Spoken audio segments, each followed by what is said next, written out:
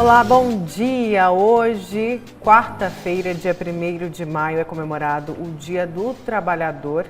Dia do Trabalhador, e a gente inicia esta manhã de quarta-feira com o Antero e com o Lúcio Sorge. Bom dia, trabalhadores! Bom dia, Nayara, bom dia, Antero, e bom dia a você que nos honra com a sua companhia. Bom dia, Antero. Bom dia, Nayara, bom dia, Lúcio, bom dia, telespectador e telespectadora, bom dia, como diria Getúlio Vargas, trabalhadores do Brasil. É isso mesmo, muita gente trabalhando. Trabalhadores e trabalhadoras. Muita gente trabalhando nesse 1º de maio e a gente começa, então, falando do desemprego, que subiu para 12,7% em março e atinge 13 milhões de brasileiros. Esse é um dado que a gente tem nesta quarta-feira, Dia do Trabalho, dado divulgado ontem. E trata-se da maior taxa desde o trimestre terminado em maio de 2018, isso em comparação com o ano passado.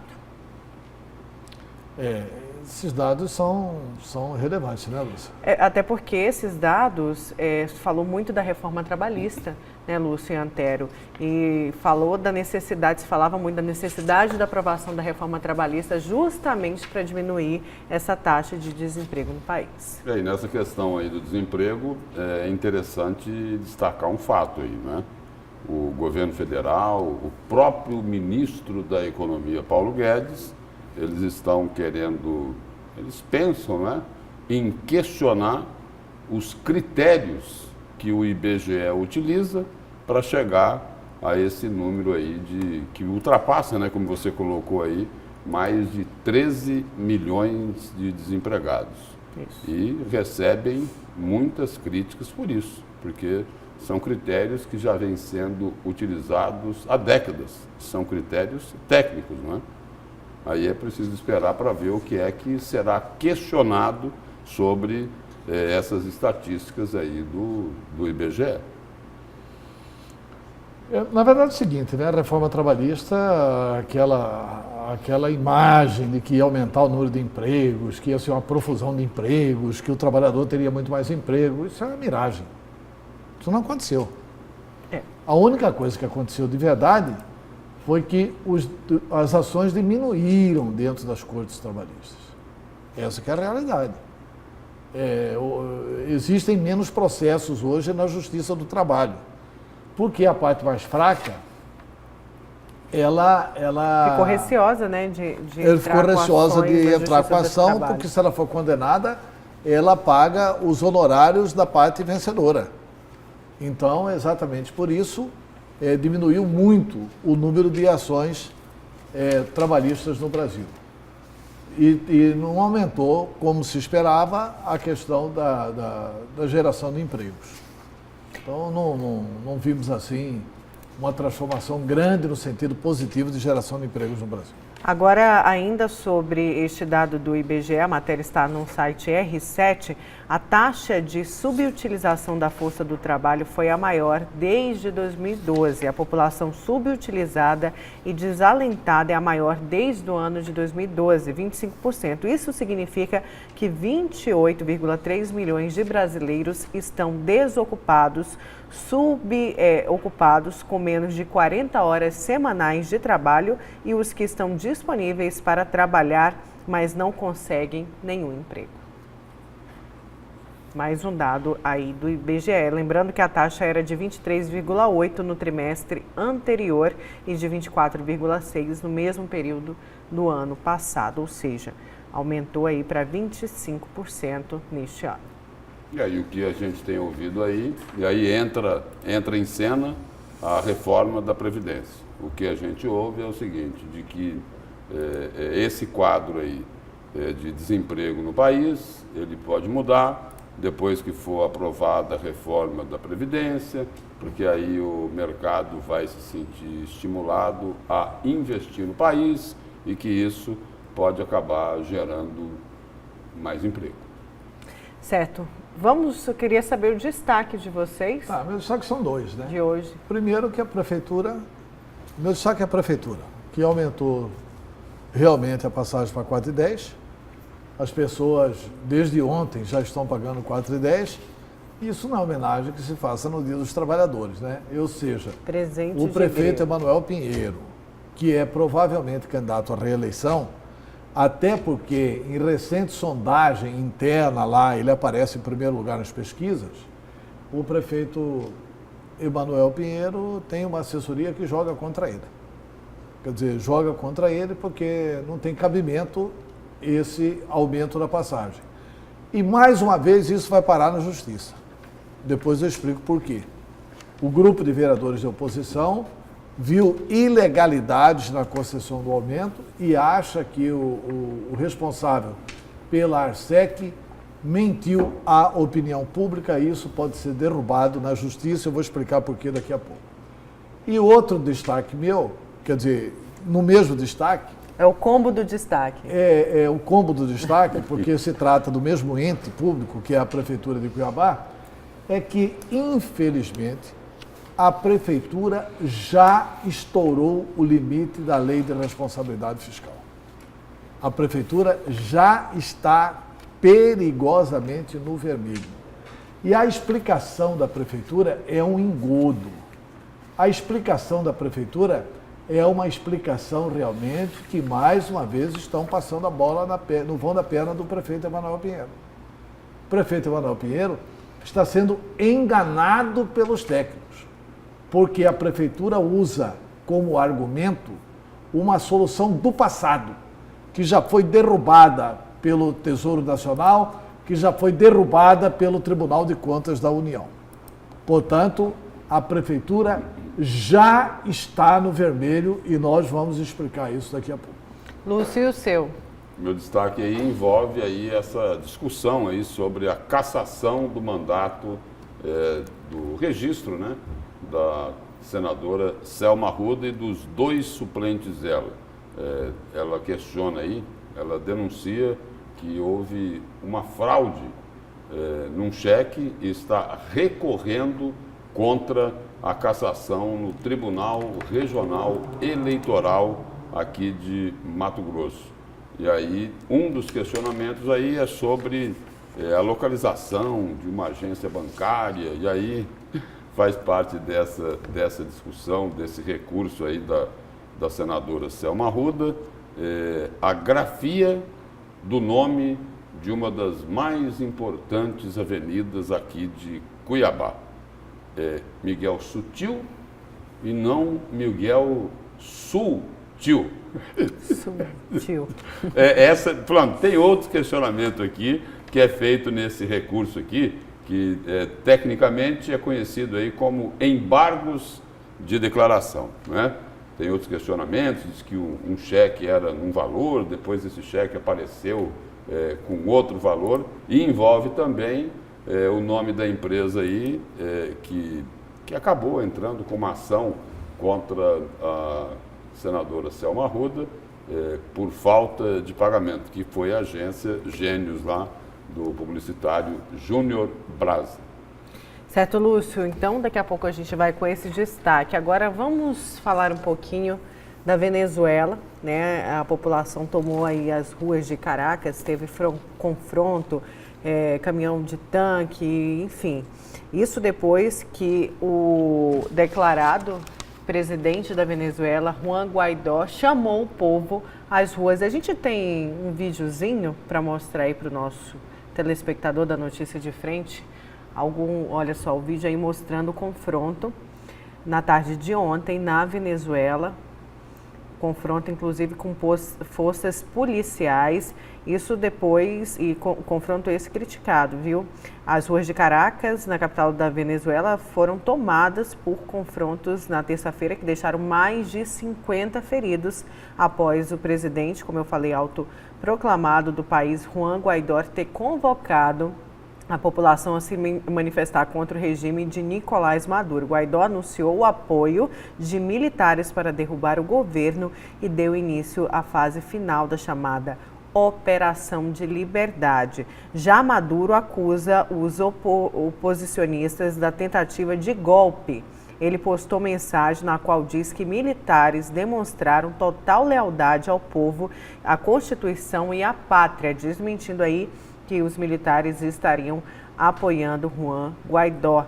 E disse mais: venceremos, escreveu o chavista em rede social. E em Nova York, o embaixador venezuelano na Organização das Nações Unidas, Manuel Moncada, afirmou que o governo do presidente Nicolás Maduro derrotou todas as tentativas de criar uma guerra civil em seu país, referindo-se à movimentação liderada por Guaidó. Disse ainda que o país foi alvo de um típico golpe articulado pelos Estados Unidos da América Latina. Estados Unidos articulado na América Latina. Situação gravíssima na Venezuela, né? Isso. E o governo brasileiro, né, se posicionou, lideranças do governo brasileiro falando que foi fraca essa manifestação. Né? Foi fraca a manifestação de Juan Guaidó, talvez não fosse o momento. Né? Outros líderes internacionais também se manifestaram sobre isso. E só complementando o que você falou, né, Ara, sobre a manifestação aí do país, o general Augusto Heleno, que é o chefe lá do Gabinete de Segurança Institucional da Presidência da República, descartou aí a possibilidade do governo brasileiro intervir, né, de alguma forma aí nesse conflito lá na Venezuela. O general disse também, só detalhando o que você colocou, ter a sensação de que o lado de Juan Guaidó, autodeclarado presidente interino da Venezuela, é fraco militarmente, em referência ao intento do líder oposicionista de derrubar o regime de Nicolás Maduro. Os dois lados afirmam ter apoio das Forças Armadas venezuelanas. E aí a gente tem um Twitter também do presidente da República, Jair Bolsonaro, que diz o seguinte: a situação da Venezuela preocupa a todos. Qualquer hipótese será decidida exclusivamente pelo presidente da República, ouvindo o Conselho de Defesa Nacional. O governo segue unido, juntamente com outras nações, na busca da melhor solução que restabeleça a democracia naquele país. E foi aí a declaração de Jair Bolsonaro. Se esse apoio ao Guaidó falhar, né, se ele não conseguir derrubar o governo de Nicolás Maduro, é evidente que ele vai ser preso. É evidente que ele vai ser preso nas próximas horas. Ou ele consegue derrubar o governo e aí o Maduro vai embora, né? O Maduro tenta se exilar, etc. e tal. Aliás, essa é a opinião do general Mourão, que é general, é estrategista militar, e ele tem esse pensamento. Talvez esse momento decisivo do Guaidó tenha sido mal pensado. Né? Pois é, você acha que não era o momento justamente porque os militares ainda não estavam, todos os militares talvez não estavam do lado? Talvez ele não tinha amplo apoio militar para fazer o que ele tentou fazer. Isso lembra Jânio Quadros ou não? Não, o Jânio Quadros não tentou. Não, que perguntou cadê o povo? Não, o Jânio Quadros renunciou. Não, quando convocou o povo às ruas, e a mesma coisa com o Guaidó, que convocou o povo e os militares, e cadê os militares? Não, o Jânio Quadros renunciou da expectativa, ele entregou a renúncia, era para não ler a renúncia, aí leram a renúncia, aí ficou tudo por isso mesmo, e aconteceu 64 no Brasil. Na verdade, o João Guaidó pode ter dado o tiro pela culatra aqui. Isso se reforça ainda mais com outras declarações aqui do ministro Augusto Heleno, do Gabinete da Segurança Institucional. O ministro diz o seguinte, de que há demonstrações claras de que a cúpula militar é favorável à permanência de Nicolás Maduro. Ele mencionou as cenas de violência na capital Caracas, onde blindados passaram por cima de pessoas que protestavam nas ruas contra o ditador. Essa cena, e olha só, uma cena muito forte, tem imagem antes, foi cortada. Mas é a cena onde o blindado passa naquele grupo que estava ali, dos manifestantes ali lá na Venezuela. E Lúcio, e nas redes sociais começa também, Lúcio e Antero, aí, ó, Lúcio, a imagem, imagem forte. E começa, claro, uma briga nas redes sociais de direita e esquerda. Né? Uma briga aí falando que a esquerda brasileira apoia o governo de Maduro, enquanto a direita, claro, de Juan Guaidó. Abre-se aí a discussão também política no Brasil diante do cenário da Venezuela. E com o PT apoiando o Maduro e o Bolsonaro apoiando claramente o Guaidó, né? O governo brasileiro, inclusive, fez uma medida provisória urgente para liberar verbas para apoiar a questão da Venezuela. Mais de 200 milhões, é isso? 200 milhões de reais. Fez uma medida provisória liberando 224 milhões para operação de apoio a venezuelanos. Só que o apoio seria no Brasil, né? Para recepcionar os venezuelanos que, porventura, pedirem asilo no Brasil. Não sei se o Brasil vai ter essa estrutura também para recepcionar todo mundo, porque a fronteira nossa lá é pelo lado de Roraima. Entendeu? Então, é uma situação difícil. Não vai haver não sei no que se baseou o Guaidó, né?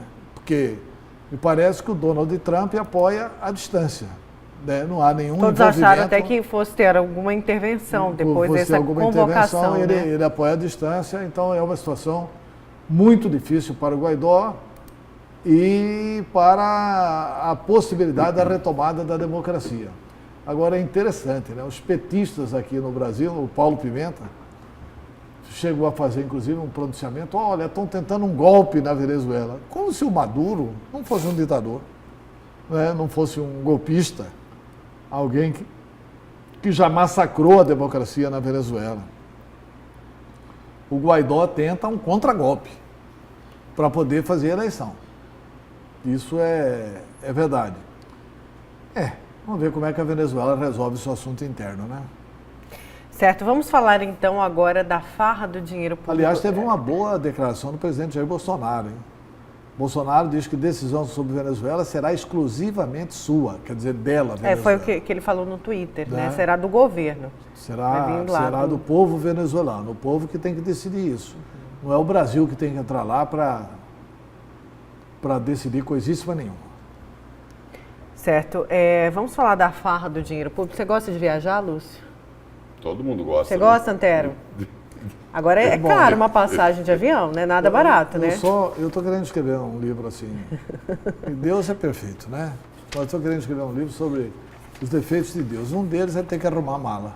Arrumar mala, mas e pagar essa passagem de avião não é barata, não, né? Aumentou a passagem? Não é isso. Eu conheço muita gente que eu mesmo parcelo para visitar a família. Olha que Goiânia aqui pertinho, viu? A passagem é um absurdo. Só que o Fabres, o ex-deputado Gilmar Fabres, usou verbas da Assembleia para comprar passagens à família. Ele não teve dificuldade aí para comprar nenhuma passagem, porque a juíza Célia Regina Vidotti, da Vara de Ação Civil Pública, determinou o bloqueio de bens em até 64 mil das contas do ex-deputado estadual Gilmar Fabres, por utilizar recursos da Assembleia Legislativa para a compra de passagens aéreas em benefício próprio e de seus familiares durante o seu mandato parlamentar. Ela acatou em parte a ação civil pública assinada pelo promotor de justiça, o Dr. Roberto Aparecido Turim, que requeria a irresponsabilidade dos bens no valor de R$ 129 mil das contas do ex-parlamentar. Ou seja, o doutor Turim queria 129 do bloqueio e foi bloqueado 64 mil reais. Só lembrando que ele teria usado aí cerca de 29 passagens para ele e para a família, passagens da Assembleia Legislativa, passagens aéreas. E aí tem uma outra informação nessa reportagem, de que durante as investigações, a Assembleia e a própria empresa que fornece passagens para o Legislativo negaram que tais viagens foram pagas com dinheiro público. No entanto, de acordo aí com as investigações, as mesmas passagens foram localizadas no memorando da própria Assembleia Legislativa. É a farra com o nosso dinheiro. Porque o que consta aí é de Olha, que... antigamente tinha na legislação, quando eu fui deputado federal na Constituinte, isso em 1986, que deve ser anterior a essa data, inclusive, cada parlamentar brasileiro tinha direito a 4 passagens ida e volta para Brasília. Sendo que 2 delas se desmembravam. Era Cuiabá, Brasília, Rio de Janeiro. Era Cuiabá, Rio de Janeiro, Brasília, Cuiabá. Entendeu? Porque o Rio de Janeiro, como antiga capital da República, ainda tinha muitos órgãos federais lá no Rio de Janeiro. Então, tinham 2 passagens dessas mensais que eram destinadas assim para formar a cota de passagem. E na época, principalmente na viagem de mudança, quer dizer, quando o cidadão saía do seu estado para ir para Brasília, poder-se-ia usar a passagem para levar, inclusive, familiares para a mudança. Né? Eu resolvi ir de Fusca não, fui de... Brasília? Era Brasília um para Passat Brasília? azul, aquele Passat Iraque, né? Senão, quando passava por Goiânia, uma chuva imensa em Goiânia, alagado, etc e tal, mas foi tudo bem, chegamos tranquilo em Brasília com toda a família, né? Mas muita gente fez a utilização desse tipo de passagem como se isso fosse permitido. Pois é, só que ele usou Sem 29 nenhuma passagens, né? E usou para as cidades de São Paulo, Ribeirão Preto, Rondonópolis e Londrina. É, porque ele mora em Ribeirão, então São Paulo e Ribeirão é uma coisa só, que ele mora em Ribeirão. Rondonópolis, ele mora em Rondonópolis, ou Londrina, não sei para quê, né? Foi para a família, não? É, deve ter sido para visitar alguém da família, né? Vamos seguir agora. Olha, eu queria repercutir de novo. A gente já falou disso aqui na Notícia de Frente outras vezes e temos aqui mais uma série de reportagens sobre o crime compensa.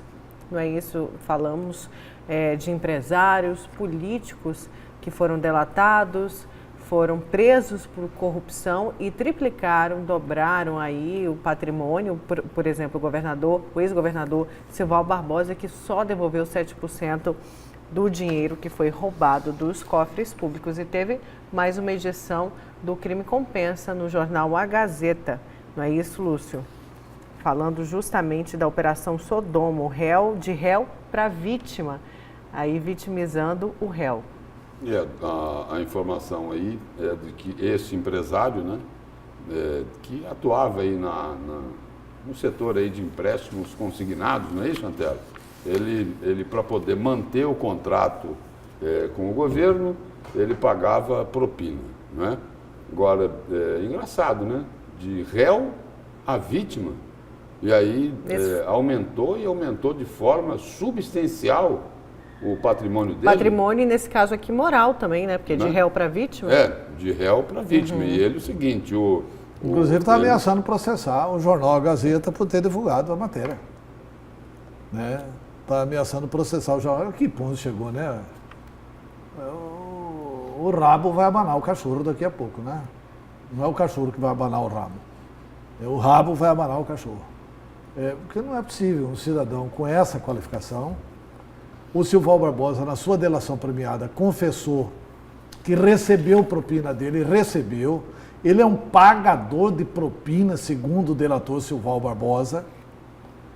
E também é muito mal explicado aquele R$1 milhão que foi encontrado com ele, que o Permínio agora na delação vem e diz que isso era propina sim para o governo Pedro Taques. Quer dizer, um cara que quanto mais pagador de propina e gozado. E ele teve o seu contrato renovado, teoricamente, exatamente como conta o Silval Barbosa, né? Que ele teve o contrato renovado com o governo Pedro Taques, porque ele aceitou dar continuidade ao contrato em troca de um recebimento de propina. Quer dizer, a propina continuaria segundo o Permínio. Eu volto a fazer a pergunta, quer dizer, ele era um contumaz pagador de propina. Aí é o seguinte, aí de réu, ele vira vítima. Nem delator ele é, Antero. Ele não é delator, virou é vítima. Vítima. Virou vítima.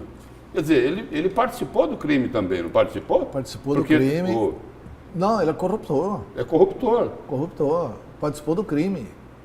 E ó, do jornal Gazeta ele, inclusive, a renovação do contrato dele foi feita e o distrato dele com o governo Pedro Taques, essas coincidências é que vão mais tarde dar trabalho ao hoje advogado Pedro Taques, né?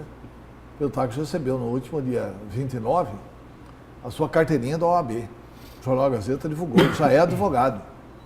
Aliás, diga-se de passagem, merecidamente. Não tem por que negar uma carteira de advogado da OAB para um homem que é um professor de direito. O Táxi é um dos grandes operadores de direito, né? Mas ele vai ter que usar muito essa carteirinha para se autodefender. Só lembrando que a gente fala aí do Williams Paulo Michur, e os documentos obtidos pela Gazeta, pelo jornal A Gazeta, mostrou que uma das mais recentes movimentações empresariais de Michur foi no último mês de janeiro, quando integralizou 15 imóveis avaliados em 7 milhões de reais em bens da sua empresa Maville Participações Limitadas, valor que corresponde ao capital social da empresa. Também, claro, como a gente disse, aí aumentando o patrimônio. E vamos seguir, que eu quero chamar essa matéria também. Agora vamos falar de combate à corrupção. Foi fundado ontem o Observatório Social, que é uma ONG que pretende analisar as contas públicas do Estado para prevenir e denunciar atos corruptos. A gente confere agora na reportagem de Antônio Carlos Silva. As controladorias têm auditores para fiscalizar as contas públicas, mas não têm o poder para quebrar sigilos bancário, fiscal e telefônico. Já os ministérios públicos podem quebrar sigilos, mas não têm auditores. As limitações dos órgãos fiscalizadores são motivos principais para o cidadão sair da zona de conforto e ter coragem para começar a vigiar as contas públicas e a denunciar os corruptos. Os órgãos de fiscalização não têm braço suficiente para identificar todos os problemas. Então o cidadão tem que exercer efetivamente a sua cidadania, que é no dia a dia dele que ele identifica esses problemas. E a partir daí ele pode provocar os órgãos de fiscalização e agir diretamente com ações também. A exemplo das lutas que a gente vem travando há anos, né, no governo passado, já no início desse governo, a gente quer desmistificar muitas coisas que acontecem nos bastidores. Nós queremos investigar, né, porque, na verdade, o objetivo principal desse tipo de instituição, desse tipo de iniciativa, é orientar, é verificar, é fiscalizar, é fazer o controle social.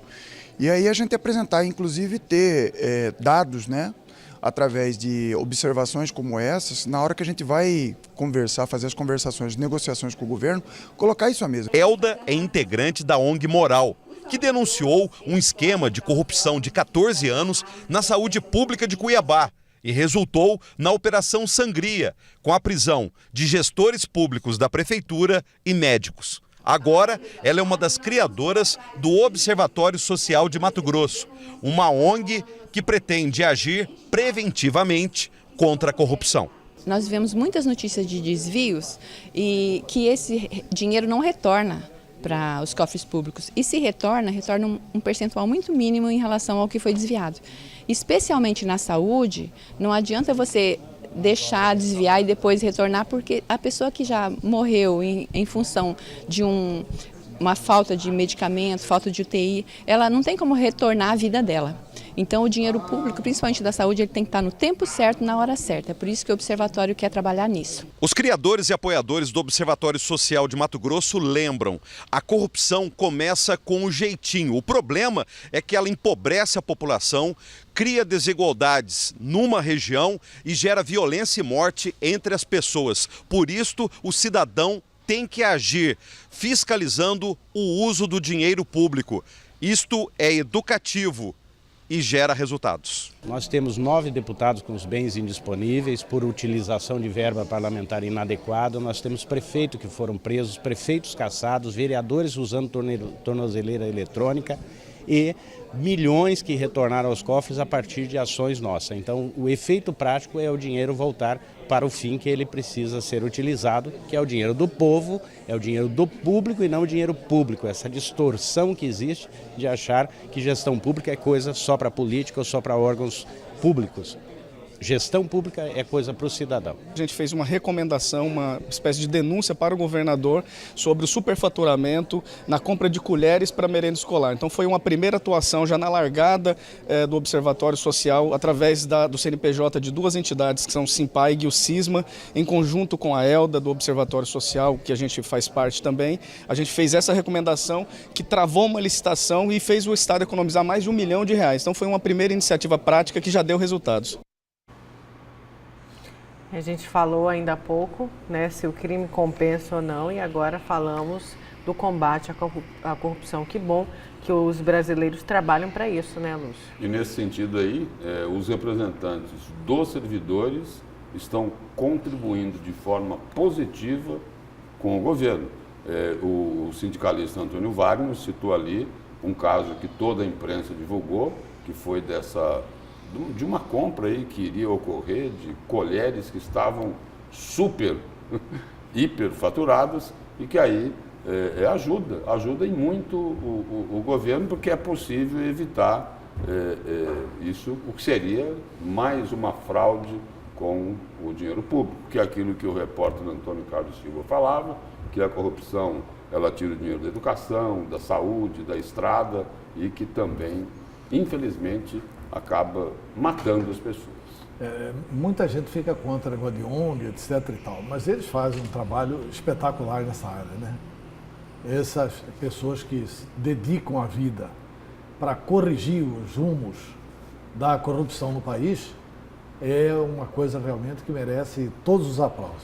E eu gostaria de cumprimentar aqui não apenas o Ciro Carvalho, que vem lá do Paraná para trazer a sua experiência e informar realmente como é que está estruturado isso no Paraná, mas principalmente os sindicalistas Antônio Wagner e Oscarlino Alves. São posicionamentos. Muita gente fala, olha, esses caras são chato coisa nenhuma. Eles defendem a correta aplicação do dinheiro público. Então está absolutamente fiscalizam, correto. Né? Estão ali olhando fiscalizando. de perto, isso é importante. Quer dizer, o governo tem que agradecer a isso, gente. O governo tem que agradecer a isso. Hoje em dia tem instrumentos realmente tecnológicos que permitem um acompanhamento melhor. E ONGs desse tipo merecem todo o apoio da população. E aí o representante da ONG aí é o Ciro Carvalho, né, que é da ONG Vigilantes da Gestão Pública do Paraná, ele diz algo muito interessante. Ele falou, olha, gestão pública, ao contrário do que muitos pensam, não pode ficar lá, só na mão dos políticos. Um escondidinho lá com os políticos. Né? O cidadão também tem responsabilidade sobre isso e para que as coisas melhorem, o cidadão deve participar. Participar e cobrar, como disse o Antero, como faz aí o Oscarlino, o Antônio Wagner, enfim, muita gente ali do Fórum Sindical. Vamos então para o nosso primeiro intervalo, uma pausazinha, tomar uma água, vamos? Vamos para o nosso primeiro intervalo. Na volta, vamos falar também, ainda daqui a pouquinho, sobre reforma da Previdência.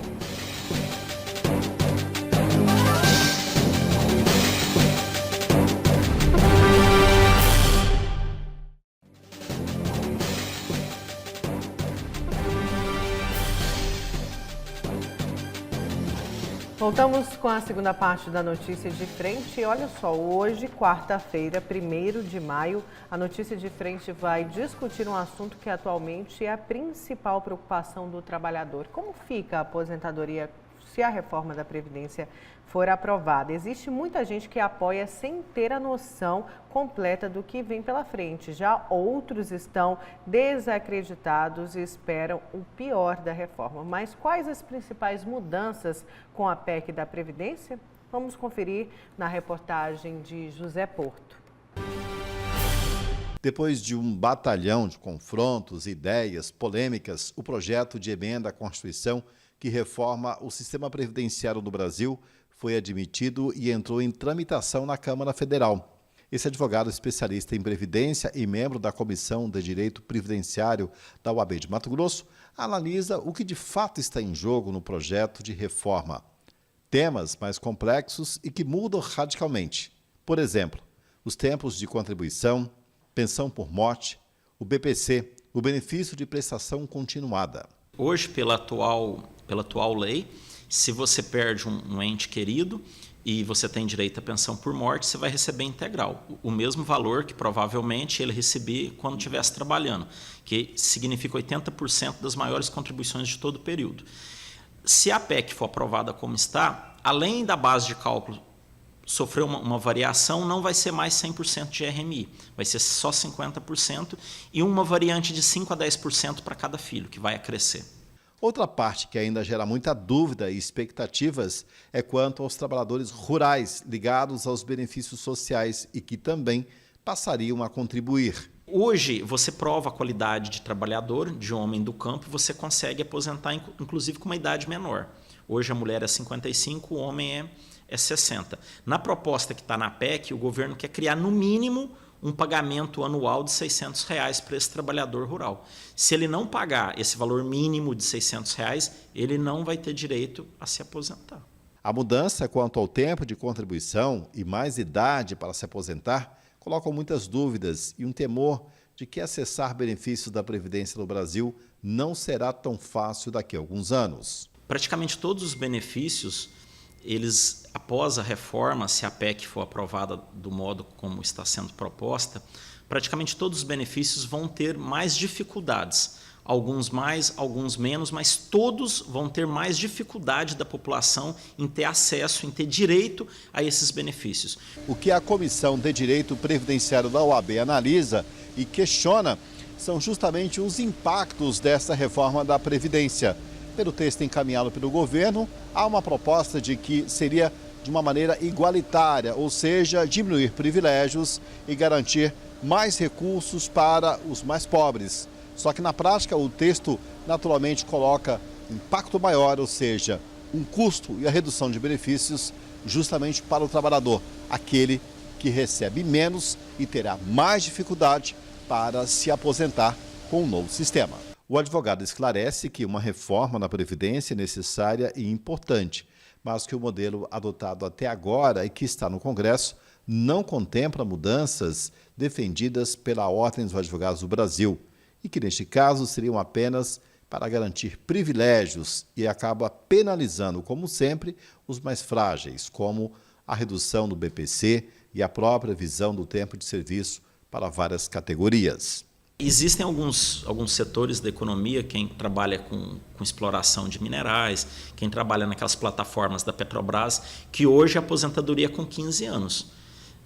Se for aprovada a PEC como está, acabou. Ninguém vai aposentar com 15 anos. Você vai trabalhar 15 anos nessa profissão e depois você vai ter que trabalhar em outra profissão, até a idade mínima. Ou se morrer também, né? Porque dependendo do tipo de trabalho, é muito comum a morte. Por isso que é aposentadoria especial. A maioria das pessoas ainda carece de informações oficiais sobre o assunto, embora já existe uma consciência sobre a reforma. E fica claro um certo temor, mesmo com a crença de que dias melhores virão. Acho que é uma boa medida, acho que da forma que está não tem como se manter sustentável e apesar dela ser uma reforma dura, ela vai garantir esse benefício futuramente para nós. Os governantes têm que se preocupar com isso e têm que ter essa preocupação não só pensando neles, mas em si pensando na população e na nação brasileira. Eu ainda não encontrei nenhum especialista em direito previdenciário a favor da reforma. Como você falava antes sobre a reforma do trabalho, que diminuiu e muito os processos trabalhistas, isso também vai acabando com o direito previdenciário, a aprovação da reforma. E essas posições corporativas, Nayara, Sim.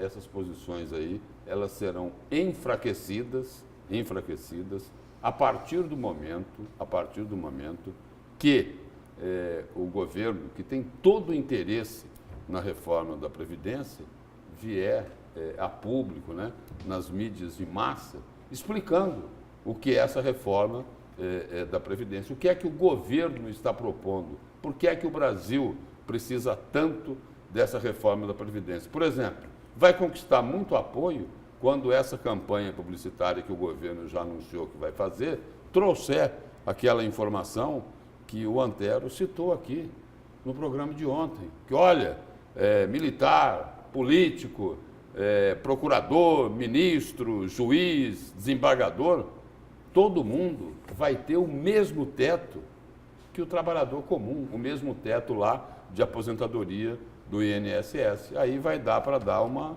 acalmada nos ânimos e vai clarear muito mais esse debate, né, Antero? Além disso, a questão da contribuição para a Previdência. Por exemplo, um coronel da Polícia Militar daqui de Mato Grosso ganha mais do que um general do Exército Brasileiro. Até aí tudo bem, é legal, não é ilegal o dinheiro que ele ganha porque não ultrapassa o teto. Mas ganha mais do que um general do Exército Brasileiro. A alíquota vai variar de 7 para quem ganha salário mínimo, para 11, depois para 14, depois para 17 e chega até a 22%. Então, os mais altos salários vão contribuir com 22% de alíquota. Na hora que as pessoas perceberem que o governo está cobrando uma alíquota maior de quem ganha mais e uma alíquota menor de quem ganha menos, vai perceber que esse discurso aí é falso. O discurso de que não, para os pobres é que a reforma é complicada. Isso é conversa fiada. É só uma comunicação simples. Trabalhadores do Brasil que recebem até um salário mínimo. Quem receber até um salário mínimo, que pagava 11%, vai pagar 4% a menos. E isso vai beneficiar quantos milhões de trabalhadores? E aí, nós já ouvimos muitas vezes... Quer dizer, então, quem vai contribuir mais é quem ganha mais. E nós já ouvimos... Essa é a lógica da reforma da Previdência. E nós já ouvimos muitas vezes o ministro da Economia, Paulo Guedes, usar a seguinte expressão: olha, a Previdência hoje, ela promove uma transferência perversa de renda. É o pobre pagando a aposentadoria do rico. Hora que essas informações forem colocadas aí de forma clara, vai ajudar e ajudar bastante. E outras injustiças que precisam ser corrigidas com urgência, né? Como, por exemplo, a pensão aí de militares que recebem, a gente tem conhecimento, por exemplo, a filha de militar, que pode receber a pensão, mas se ela casar no essa é uma civil, coisa ela que perde. não deve estar sendo tratada. Ela e perde. que precisaria ser tratada. Mas eu tenho certeza, não sei se você... Eu conheço mulheres que são casadas, vivem em união estável... E não registram. E não registram para perder pois a pensão. Mas quem tem união estável, olha, deveria ter uma regulamentação disso. Isso. Precisa acabar com esse privilégio. É injusto. É injusto. Quer dizer, os militares ainda têm algumas injustiças a serem corrigidas. O trabalhador rural, a questão da mulher... A questão dos militares, são injustiças que precisam ser corrigidas em favor da sociedade. Não é nada contra os militares, mas é em favor da sociedade. Porque eu não tenho dúvida nenhuma, Lúcio, que a reforma da Previdência tem tudo para conquistar a maioria da população, embora também não tenha dúvida. Quem mais vai conseguir mobilização no país vão ser os que vão se mobilizar contra a reforma da Previdência. Por que isso? Porque eles são mais organizados. Porque eles são mais organizados, porque é a classe média. É a classe média. O funcionalismo brasileiro pertence a que categoria? Ele é rico? Não é. Ele pertence a uma classe média, que tem muito pensamento, muita ideologia e consegue se mobilizar. Então, os 1 milhão de servidores públicos do Brasil que vão ser prejudicados, ou mais de 1 milhão, 2 milhões, eles vão conseguir se mobilizar muito mais contra o Congresso Nacional, contra a reforma da Previdência. Porque aqueles 230, 240 milhões que serão beneficiados ou que serão poupados nos seus sacrifícios, eles não têm consciência suficiente, não têm informação suficiente para se mobilizar. Até porque o assunto é difícil. E esses de cima continuarão tentando manipular os de baixo. E essa aí é uma das... Esse é um grande problema. E essa é a tarefa da comunicação. E essa razão aí, esse é um dos principais fatores, né, relacionados aí a essa parcela significativa da população que vai conseguir se organizar melhor e que é contra a reforma da Previdência. Essa é uma das razões de que o presidente Jair Bolsonaro, que é um apaixonado pelas mídias sociais, ele ultimamente acabou se rendendo à mídia convencional, dizendo que vai precisar e muito da mídia convencional para ajudar a reforma da Previdência. Até porque com 140 caracteres no Twitter ele não vai explicar nada, né? Ele não vai conseguir explicar nada. Ele vai ter que explicar vários desses assuntos de forma didática e de forma a convencer o Congresso. Uma outra luta que está em disputa e que os governadores têm que estar atentos. A oposição à reforma da Previdência, o PT, que quer quanto pior melhor, né? Eles estão trabalhando no sentido de não deixar votar a reforma da Previdência até junho.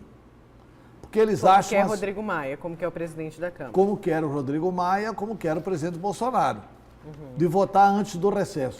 Porque eles imaginam o seguinte, que votando depois do recesso, o parlamentar vai vir para o recesso, vai ficar no seu estado, vai conversar com a base, vai ser pressionado pelos funcionários públicos e vai voltar para Brasília com mais dificuldade de votar a favor da reforma da Previdência. Como se fosse tudo Maria vai com as outras.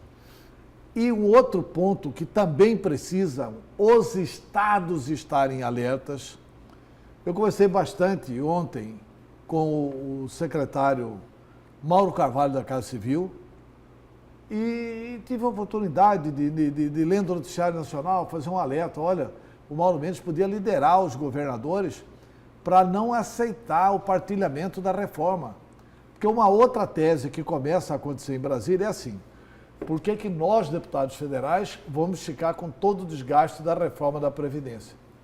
Vamos fazer a reforma da Previdência só no que se refere aos servidores federais e deixar que cada estado faça a sua reforma para que os deputados estaduais arquem com esse ônus que nós vamos arcar. Bom, aí primeiro que nós teríamos um país multifacetado. Cada estado aprovaria uma lei. É ruim por isso. Segundo, que não é bom você deixar para as assembleias estaduais votarem isso aqui ao sabor das circunstâncias locais. Eles podem até votar depois uma reforma da Previdência Estadual complementar ao que foi aprovado em nível nacional. Mas os governadores estaduais precisam fechar um acordo com a União para votar tudo isso lá no Congresso. Isso falando para os funcionários públicos ou uma forma geral? Desculpa, Lúcio. Como é que é? Isso falando só para os funcionários públicos? De uma forma geral, porque aí vem a reforma para cá inteira, mas quem tem poder de mobilização, gente, não é o pessoal da Santa Isabel que vai se mobilizar, não é o pessoal de Ribeirãozinho que vai se mobilizar. Quem vai se mobilizar para pressionar a Assembleia ou o Congresso Nacional é servidor público. Mas muito provavelmente, olhando para isso, o ministro da Economia, Paulo Guedes, já tem um argumento, Antero, forte, um fortíssimo argumento para poder convencer os governadores de que a reforma da Previdência tem que ser aprovada lá em Brasília.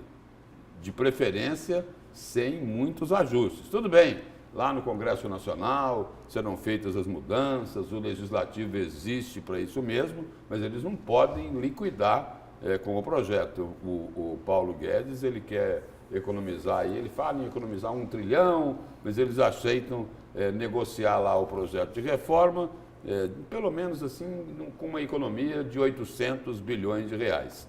Eles dizem o seguinte, que menos do que isso, a reforma vai ser muito fatiada e ela vai acabar funcionando só para o governo Jair Bolsonaro. Daqui 3, 4 anos vamos ter que voltar a falar nisso. Mas preocupado aí com essa posição dos governadores, o argumento fortíssimo do ministro Paulo Guedes diz respeito ao pré-sal. Ele está aceitando distribuir para os estados 20% do leilão do pré-sal. Isso daí é o seguinte, é uma parcela o ministro aceita distribuir, uma parcela dos 106 bilhões previstos com o mega leilão do pré-sal. Os estados, desde distribuir esse valor aí aos estados, né? Desde que os estados defendam o avanço na votação da reforma da Previdência. Essa parcela que ele aceita distribuir do pré-sal, traduzindo aqui, é algo superior a 20 bilhões de reais. Um bom argumento, né? É um bom Muito. argumento. Bom argumento. Um bom argumento. É. Vamos pro Tomara que eles mandem mais dinheiro para os estados e municípios, né? Que é fundamental isso. Vamos para o seu destaque, Antero? Meus destaques são dois. São dois referentes ao mesmo ente público, a Prefeitura de Cuiabá. Eu acho que o Emanuel... Eu soube na última... Nós estamos hoje... Na última terça-feira. Eu soube na última terça-feira, numa entrevista que fiz com o deputado Paulo Araújo, que ele, deputado Paulo Araújo, realizou a pesquisa interna. Eu não vou divulgar números, porque a pesquisa não está registrada e tal, e nem ele divulgou, e não vou ser eu a divulgar. E ele me disse o seguinte: principal problema da gestão do Emanuel Pinheiro, saúde. As pessoas colocam a saúde como o principal problema do município de Cuiabá. Não aparece, inclusive, com muito destaque a questão do paletó. Os problemas da saúde aparecem muito mais graves para a gestão do Emanuel Pinheiro. O que pode ser resolvido com a entrega do novo O que pode ser resolvido com a entrega do novo pronto-socorro, com a UPA do Verdão, com a UPA do Jardim Leblon, o que teoricamente é uma notícia de regular para boa para o prefeito Emanuel Pinheiro. Esse é um ponto. Outro ponto importante que ele detectou na pesquisa, e eu estou confiando aqui nas informações que me foram repassadas pelo deputado Paulo Araújo. Ele me disse o seguinte: Antero, o líder das pesquisas, tanto na espontânea quanto na estimulada em Cuiabá, é Emanuel Pinheiro. Não é um líder disparado, mas ele aparece, inclusive, à frente do procurador Mauro. Como só ele é que aparece na mídia, como não existem outros candidatos, eu acho que é muito cedo para fazer qualquer avaliação de pesquisa. Eu estou dizendo esses dados para dizer o seguinte: se ele pretende realmente ser candidato à reeleição, se quiser alimentar alguma coisa, ele precisa corrigir politicamente o seu governo. Porque o Emanuel Pinheiro, ele comete vários erros, onde menos espera erro dele, ele está errando também, que é na política. Como, por exemplo, o aumento da passagem de ônibus para R$ 4,10 no dia 30 de abril.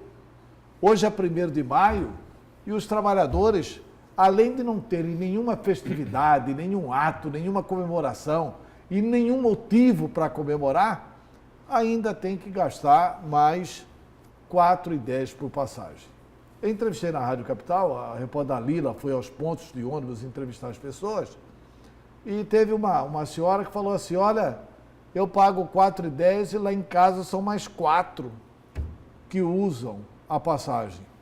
5 vezes R$ 4,10 dá R$ 20,50 de ida e R$ 20,50 de volta. E na manhã esse usuário, ele não reclamaria tanto do valor dessa passagem se fosse um serviço público decente. Você parece que ouviu a entrevista, porque as pessoas falaram isso. Não, mas no Jornal do Meio-Dia nós tivemos também um material bem coisa. parecido com esse. A Patrícia falou isso. Aparece a mesma coisa, né? Exatamente. A população fala: olha, além deles nos imporem aqui R$ 4,10, eles ainda oferecem um péssimo serviço. E teve outro grande problema, não teve informação. O usuário chegou e nem sabia que a passagem tinha aumentado. Isso é injustiça. Não, tem uma plaquinha lá. Passagem, tarifa R$ 4,10. Muitos mandaram mensagem para a gente. Nem todos os ônibus tinham essa mensagem. Falando nem isso. Nem isso. Então, nem isso.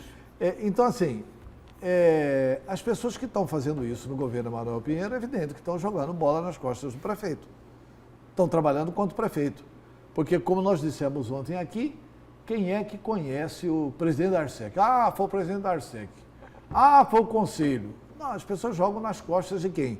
Do Emanuel Pinheiro, prefeito de Cuiabá. Porque o transporte público é municipal. É municipal. Ainda que a Arsec seja uma agência que tenha autonomia, que tenha mandato e que não dependa do prefeito.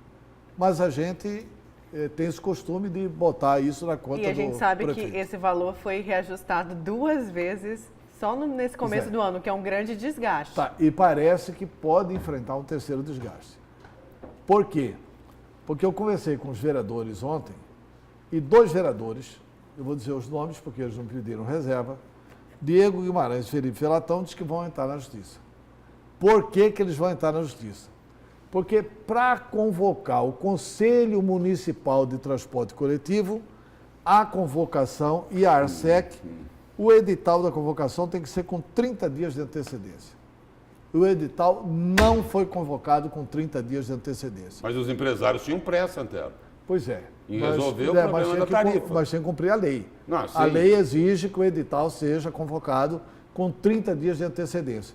Com base nisso, eles vão tentar anular a decisão, aí vão ter que convocar um novo edital com mais 30 dias de antecedência para ver se a passagem volta ou não para R$ 3,85.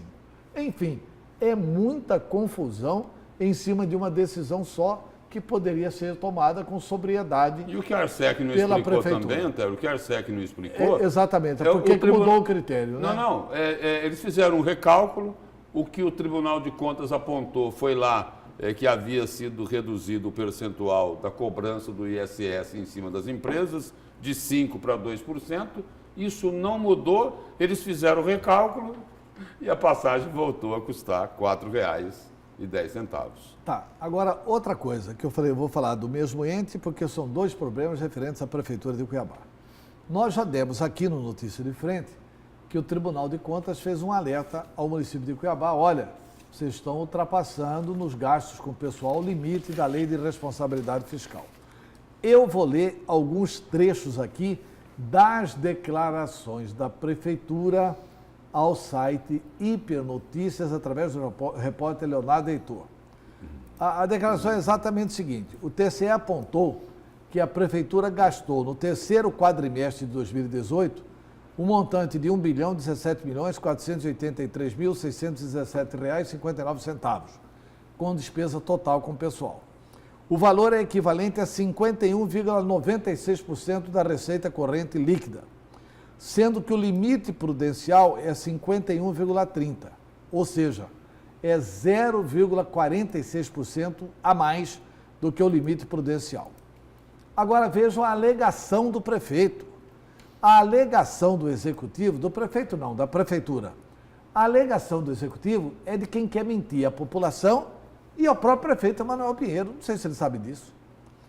O executivo municipal alega, e nós sabemos que essa alegação é inverídica, que na base de cálculo da conta, o imposto de renda dos servidores não deve ser computado. Ou seja, está voltando a uma decisão lá atrás. E veja o que mais completa a Prefeitura, explicando isso. A resolução normativa 29/2016 do TCE de Mato Grosso, essa resolução já foi colocada por terra, gente. Aliás, o Tribunal de Contas do Estado já fez o meia-culpa. Né? A resolução normativa número 29/2016 define a metodologia para cálculo do percentual de gasto com o pessoal no âmbito do Estado e nela resolve que o imposto de renda retido dos servidores não deve computar na base de cálculo dos gastos com o pessoal. É mentira da Prefeitura. Só precisa é mentira da Prefeitura, não é possível. Antero, só precisa explicar ao cidadão que escreveu isso que o Tribunal de Contas do Estado teve que voltar atrás naquela besteira que cometeu, simplesmente porque a Secretaria do Tesouro Nacional não aceita isso. Deu um puxão de orelhas, dizendo que não aceita, e o Tribunal de Contas da União deu outro puxão de orelhas, dizendo que não aceita. Portanto, essa resolução normativa aqui é morta. Portanto, é gravíssima a situação financeira da Prefeitura de Cuiabá. Será que quem escreveu isso não sabe que mudou isso? Pois é. Aí a crítica é criticável. Não, né? Eu sei. Eu acho que é um erro da crítica. Porque sabe o que é isso muito aqui, Lúcio? É muito assim, as lições do que o jornalista aprende na universidade. Seja factual. Então ele foi factual com o que o pessoal da Prefeitura explicou. Mas ele poderia ter comentário meu e acrescentar um comentário. Olha, essa explicação da Prefeitura está em desacordo com a nova decisão da Secretaria do Tesouro Nacional e com a própria confissão do Tribunal de Contas do Estado, que admitiu ter errado lá em 2016, quando editou essa resolução 029. Está factual, né? Desencontro. Está factual. Factual, a matéria do Leonardo está correta. Faltando comentário, porque quem lê essa matéria não percebe claramente Porque aqui, um dos objetivos da notícia de frente é isso, né? É traduzir a notícia. Aqui nós estamos traduzindo a notícia e mostrando claramente que a Prefeitura mentiu. É isso. Certo, vamos então para nosso último intervalo. Na volta tem Santa Casa e também o destaque do Lúcio, Selma Arruda. A gente já volta, fica aí.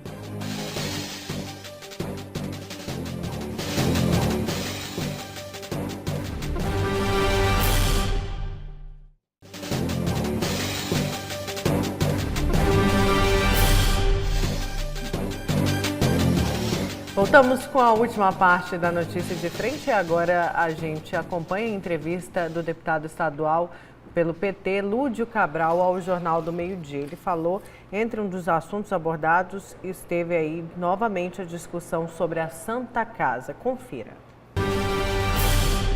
Deputado, a Secretaria de Saúde do Estado, o secretário Gilberto Figueiredo, deu um prazo aí de até o final dessa semana concluir aí o plano de ação que deve ser encaminhado ao Ministério da Saúde para tentar resolver a crise da Santa Casa. O senhor defende que a Prefeitura deveria intervir lá na unidade de saúde. Por quê?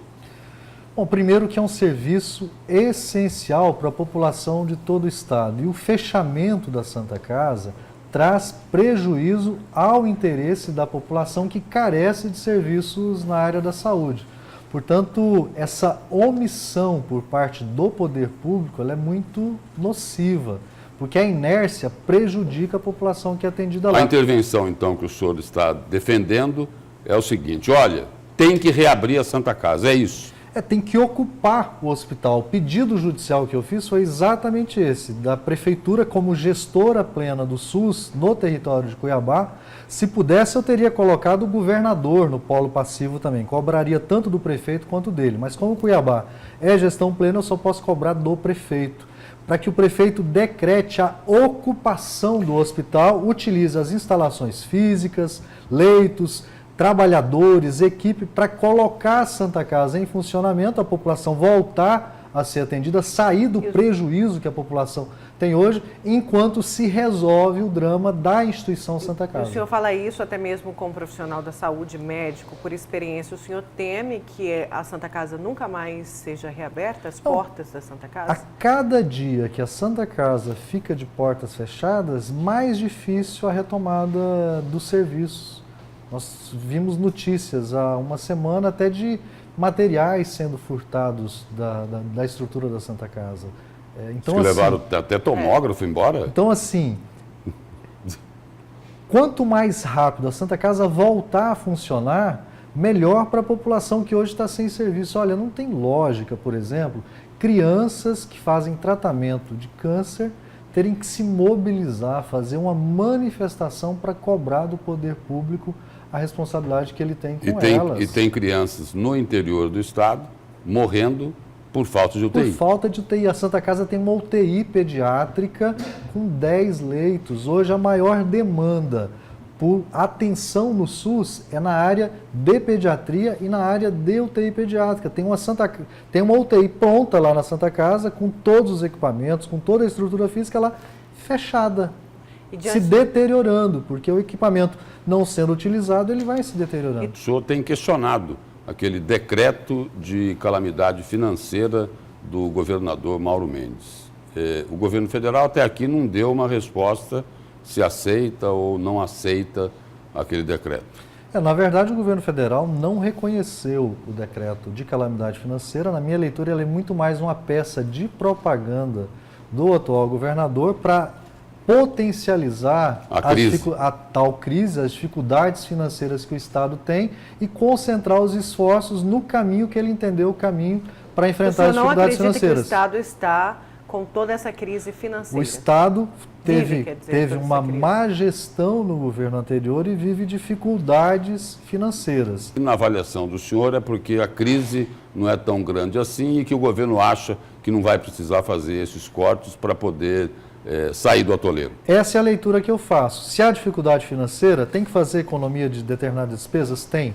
Mas, por exemplo, o impacto que o governo espera com redução em gastos com o pessoal é de 250 milhões em 2019. O déficit do orçamento é de 1 bilhão e 700 milhões.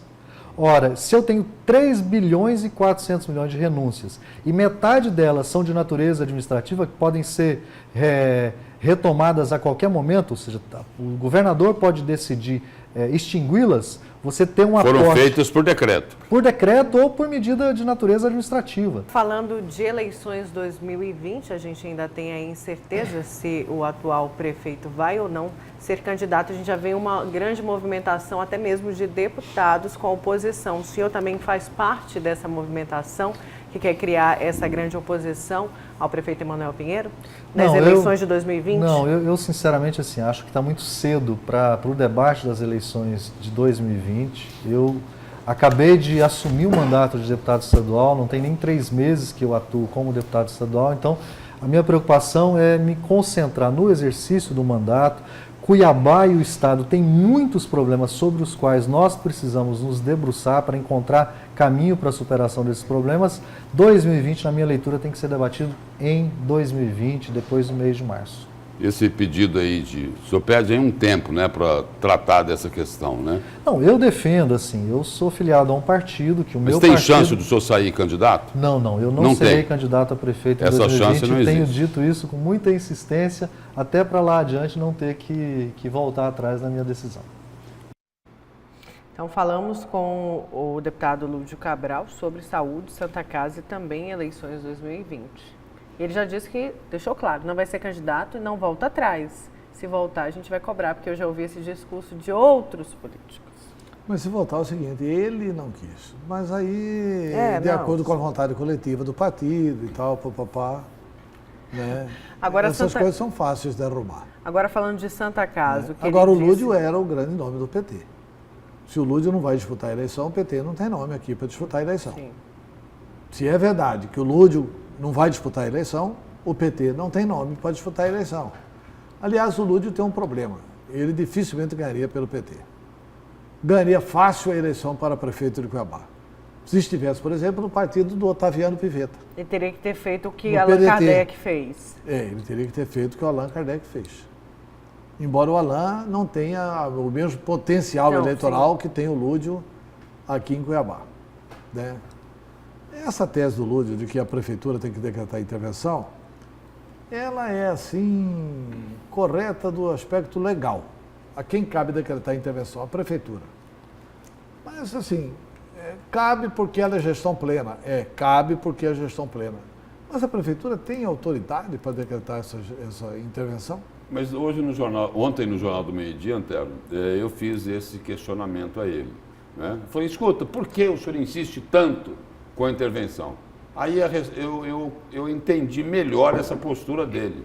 Ele falou, olha, não é tanto a intervenção, é que a Santa Casa precisa reabrir. E é uma forma de forçar a prefeitura a tomar uma atitude para que as portas da Santa Casa sejam reabertas. Olha, eu tenho informações do seguinte. O doutor Saboia, que é um homem de bem, eu não me canso de repetir aqui, além dele ter pedido auditoria no Tribunal de Contas, ele procurou o governo do Estado e entregou todos os documentos possíveis e imaginários para o governo do Estado. Já está tudo com o secretário Gilberto Figueiredo. Portanto, o secretário Gilberto já tem todas as informações, não de forma organizada, porque aquele relatóriozinho que eu critiquei aqui, o governo também criticou. O Gilberto, que é um baita de um gestor, não ia aceitar um relatório daquele, entendeu?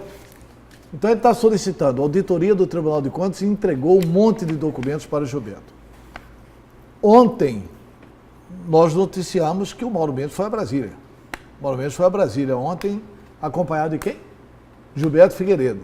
Para se reunir com quem? Com o ministro da Saúde. O Mauro Mendes está ultimando os preparativos para propor a intervenção na Santa Casa. Intervenção não significa dizer que o Mauro Mendes vai intervir e vai indicar alguém para lá. Não. Significa dizer que ele vai consensualizar com o ministro da Saúde para que o ministro da Saúde, ele, ministro, indique um nome com experiência em administração hospitalar e com o planejamento elaborado pelo Gilberto e com apoio, inclusive, técnico da equipe do Gilberto para intervir na Santa Casa. Uma outra informação, por que o Mauro Mendes está preocupado com isso? Não sei se vocês divulgaram aqui, no Jornal do Meio-Dia ou em outros jornais da emissora, no Cidade Alerta, morreram 2 crianças semana passada em Sinop. Falta de... Em Sinop. As 2 por falta de UTI. Por falta de UTI. E outra em Jaciara. Vai ter uma briga com a família. E outra em Jaciara. Então, essa questão do fechamento da Santa Casa, isso aí as pessoas não estão relacionando, mas tem tudo a ver com o fechamento da Santa Casa. Porque então, lá tem, essas crianças eram encaminhadas para cá. Lá, Antero, tem 10 leitos de UTI com as portas fechadas. Na Santa Casa. Pois é. Pois é. Muitos UTI infantil. Infantil, eu sei que é infantil. E não temos leito de UTI no estado. Então a Santa Casa está fazendo falta, gente. Estão morrendo crianças no estado. Por isso que eu não entendi aquele projeto diabólico, né, do ex-secretário de Saúde. Porque a Santa Casa está fechada, porque foi um projeto da Prefeitura de Cuiabá de fechar a Santa Casa. Organizou uma CPI contra a Santa Casa, não pagou aqueles 12 milhões e 400 mil de emenda do Valtenir, eu não me canso de repetir isso, e era um projeto do RUARC, para asfixiar a Santa Casa, para ceder os serviços para o grupo do RUARC, que é aquele grupo da sangria. Isso precisa ser apurado pelo Ministério Público. Isso precisa ser dito com todas as letras. Porque, do jeito que está, pessoas honradas vão passar por bandidos e bandidos vão passar por mocinho aqui no estado de Mato Grosso. E isso, na medida da possibilidade que nós possamos influir, nós vamos tentar evitar que isso aconteça. Então, assim, eu acho que o Mauro Mendes vai trazer uma grande solução para a questão da saúde via Gilberto Figueiredo. E a promessa é no fim dessa semana. E a promessa é aqui na sexta-feira, né? Hoje é quarta, daqui a 2 dias a gente pode ter a notícia. E uma outra informação aí, principalmente aí, é bom que todos fiquem alertas e se cerquem aí de garantias no momento que fechar esse plano aí de salvamento para a Santa Casa de Cuiabá. Divulgou-se lá um número de global, né, de 118 milhões de reais. Que pode ser mais, É isso que eu vou dizer. O que se informa nos bastidores é que, em relação principalmente a fornecedores, os números podem ser bem maiores do que os que já foram apresentados. Então é o seguinte, para ninguém ter surpresa depois, é bom se cercar aí de todos os cuidados, mas com certeza o secretário de Saúde de Mato Grosso, Gilberto Figueiredo, também já está olhando para isso aí, para não ser surpreendido depois, né? Vamos para o seu destaque, Lúcio? Vamos lá. O meu destaque é para dizer o seguinte, que a senadora Selma Arruda está denunciando uma fraude em cheque e recorre contra a cassação no Tribunal Regional Eleitoral. A defesa da senadora entrou com um recurso, que tecnicamente aí é conhecido como embargo de declaração, lá no Tribunal Regional Eleitoral, contra a decisão que no último dia 10 de abril cassou o mandato dela e também dos seus 2 suplentes, né? E que essa cassação aí também torna parlamentar inelegível, sendo confirmada essa decisão aí lá pelo Tribunal Superior Eleitoral.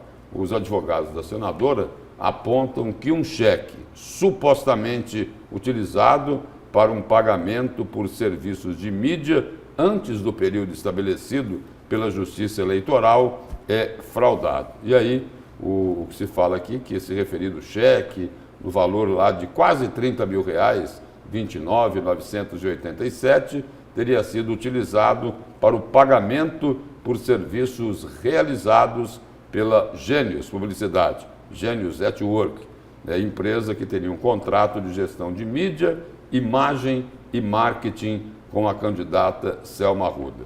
E aí o que a defesa da senadora alega é de que este cheque foi fraudado. Segundo a defesa da senadora, esse cheque foi fraudado conforme explicam os advogados da parlamentar, a agência bancária da Caixa Econômica Federal, escrita, olha aí, Antero, escrita na duplicata Miguel Sutil. E aí eles dizem que é público e notório que a grafia correta é sutil, sem a letra L na primeira sílaba.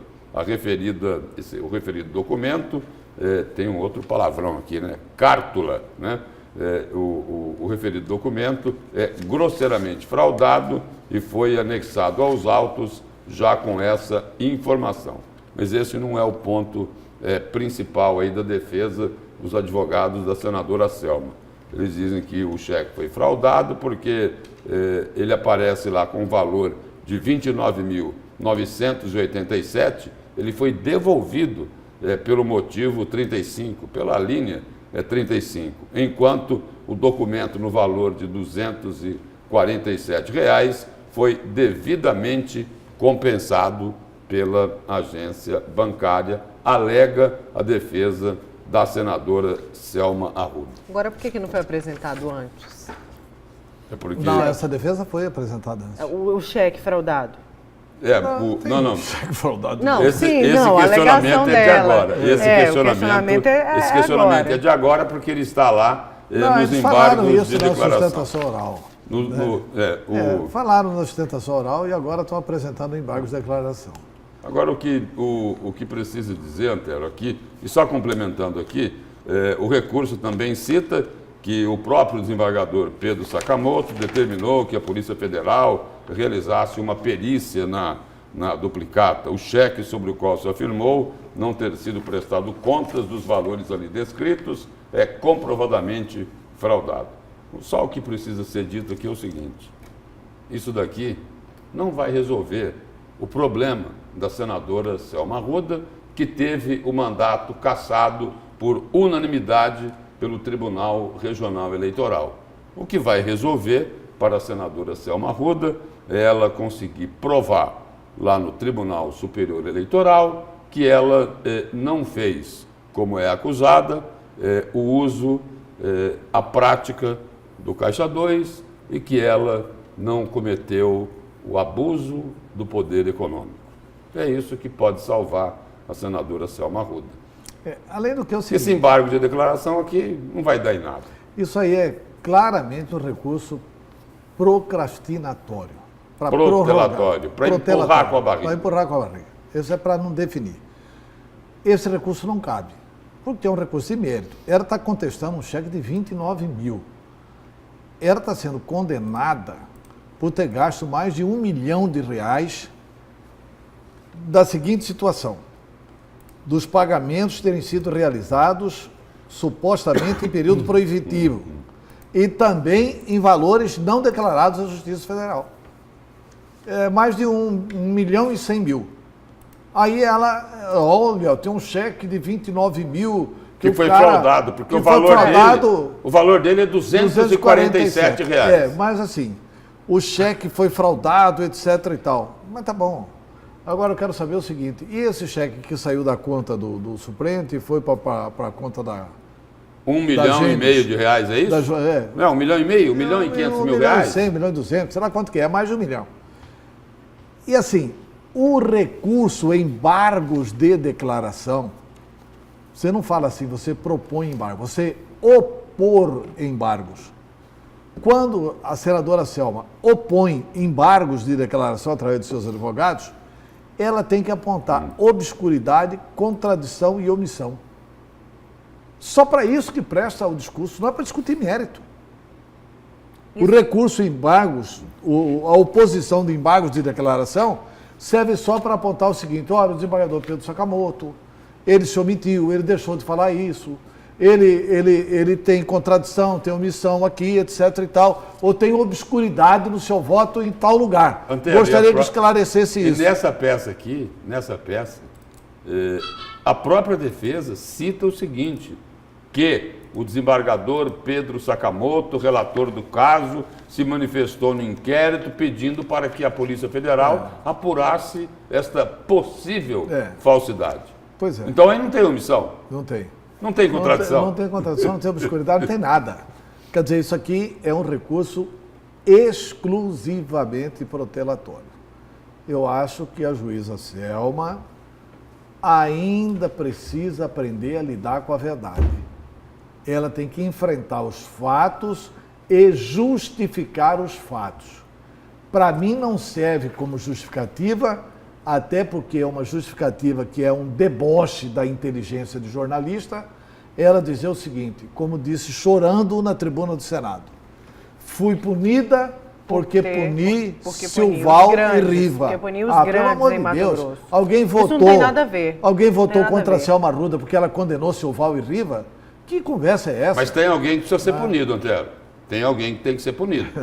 Tem sim. Tem. Por exemplo, tem que ser punido a pessoa que escreveu sutil em vez de sutil. Esse precisa com urgência. Não, né? isso tem que ser punido o Estado que não ensinou ele a escrever. Certo, gente. Muito obrigada. Bom dia, Antero. Bom dia, Lúcio. Bom dia. Obrigada a você aí de casa. Bom dia. Você fica com o Jornal da Manhã.